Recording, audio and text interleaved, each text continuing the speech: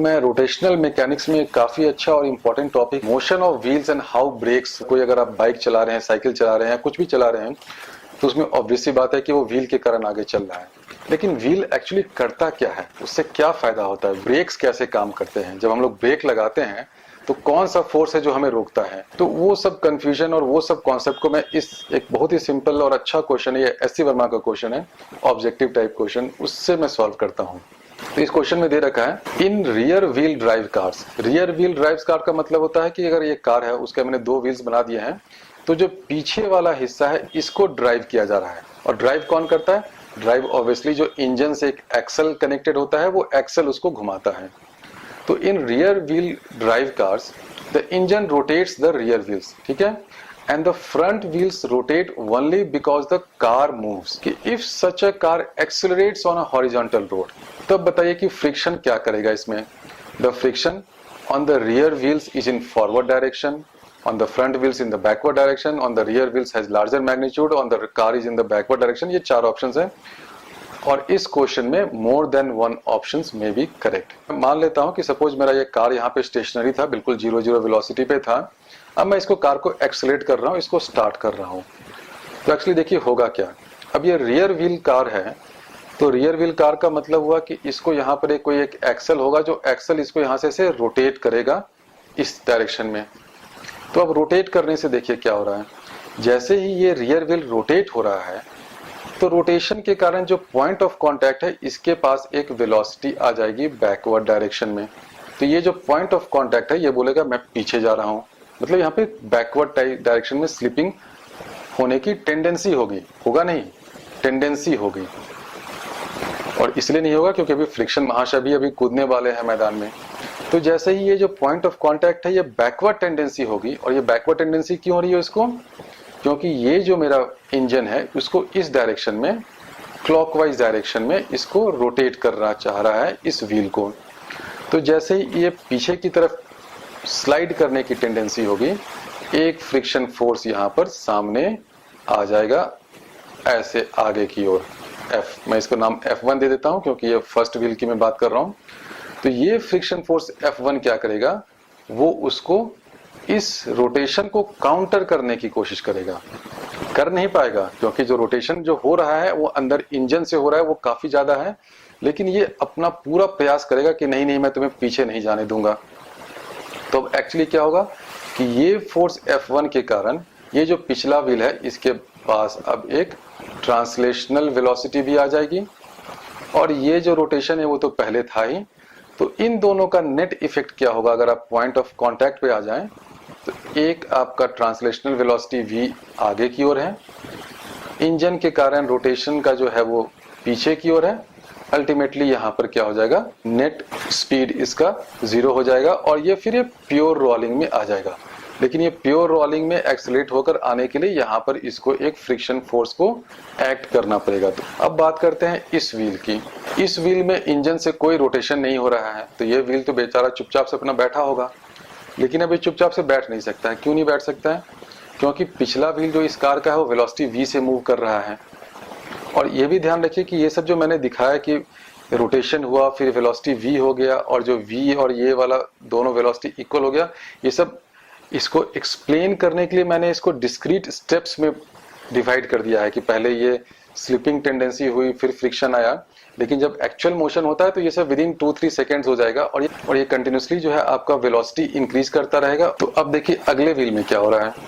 अगर इसका पिछला व्हील जो है वेलोसिटी v से मूव करेगा, तो ऑब्वियस सी बात है अगले व्हील को ही मूव करना पड़ेगा, क्योंकि ये तो इसको पुश कर रहा है कि चलो 10 किलोमीटर पर आवर की स्पीड से आगे बढ़ो आगे बढ़ो। अब ये तो बोल नहीं सकता कि नहीं नहीं मैं तो 0 पे ही रहूंगा, क्योंकि दोनों व्हील तो कनेक्टेड है ना, आगे वाला पीछे वाला। तो अब ये वेलोसिटी v से मूव करेगा, तो इसमें भी टेंडेंसी आएगी कि मैं भी वेलोसिटी v से आगे मूव करता हूँ। बिल्कुल ठीक है। अब ये जैसे मूव करना चाहेगा तो पॉइंट ऑफ कांटेक्ट क्या है, यहाँ पे टेंडेंसी होगी आगे स्लिप करने की टेंडेंसी होगी। स्लिप हो नहीं पाएगा क्योंकि यहाँ भी फ्रिक्शन कूद पड़ेगा। तो अब क्या होगा कि जैसे ही आगे मूव करने की टेंडेंसी हो रही है, और ये टेंडेंसी क्यों हो रही है, क्योंकि ये जो वाला व्हील है, आगे वाला व्हील है, इसके पास अभी इनिशियली सिर्फ और सिर्फ ट्रांसलेशनल वेलोसिटी है, इसका रोटेशन स्टार्ट हुआ नहीं है।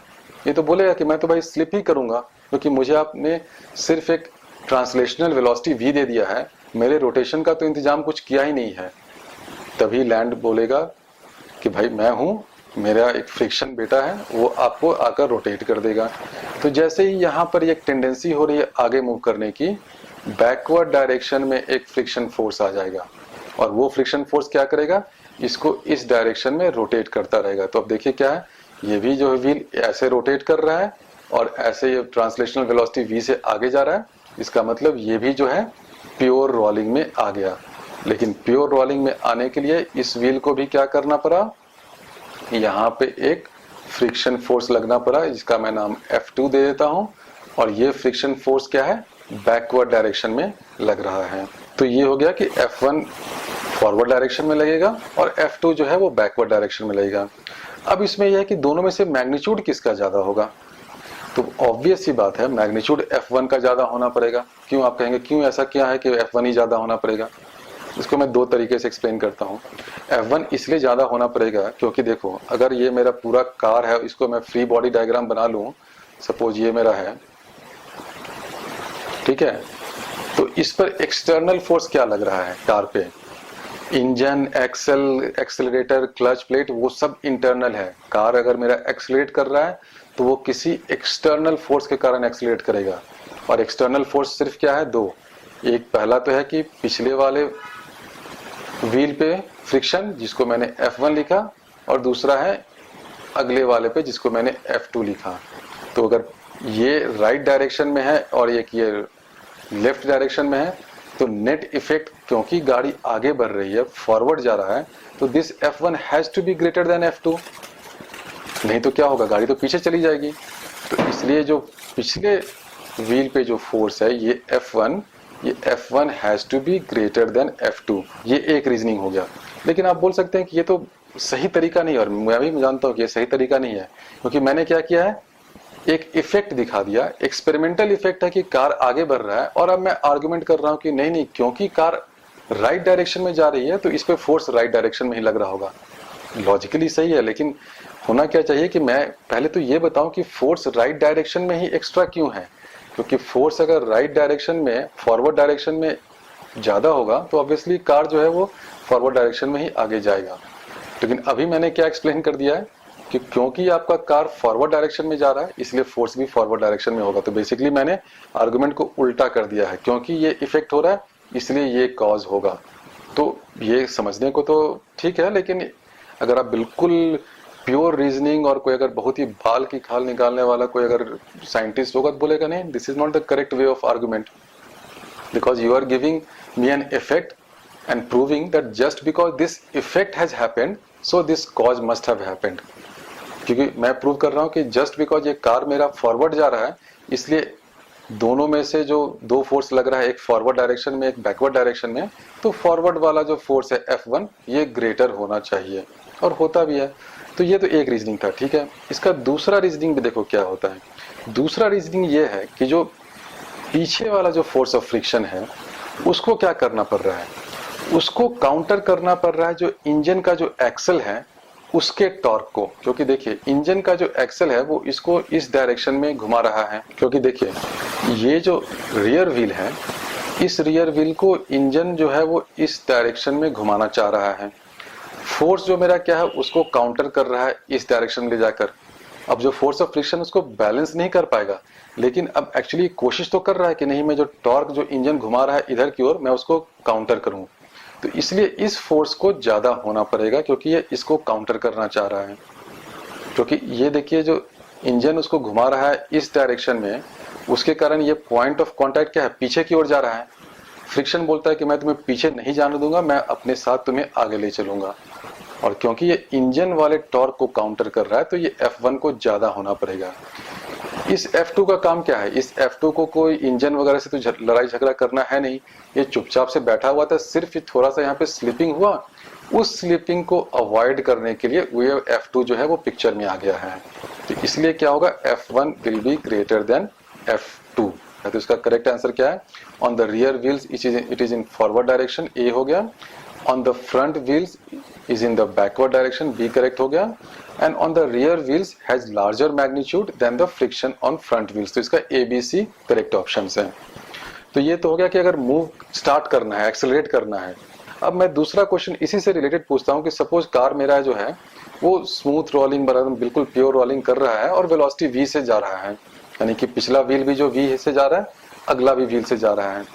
तो इसमें ब्रेक्स कैसे काम करता है, how does a brake function, brake का क्या रोल होता है, वो कैसे कार को रोकता है। कि सपोज आपका एक कार जा रहा है और अभी मैं अज्यूम कर रहा हूँ कि इसमें जो ब्रेक लग रहा है वो रियर व्हील पे ही लग रहा है। अब ये डिपेंड करता है, बहुत सारे में आप रियर व्हील पे भी लगता है, फ्रंट पे भी लगता है, लेकिन just for the sake of explanation मैं ये अज्यूम कर रहा हूँ कि सपोज ये रियर व्हील पे ब्रेक लगता है।